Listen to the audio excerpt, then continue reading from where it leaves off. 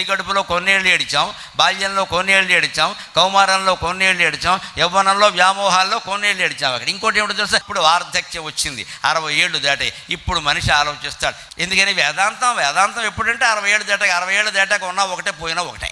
అంటే నువ్వు ఈ వృద్ధాప్యంలో మా ఇద్దరినో మరో 6 లేదా చతుర్వేదాలనో శాస్త్రాలనో పురాణాల్లో చదివిన ఉపయోగం వల్ల.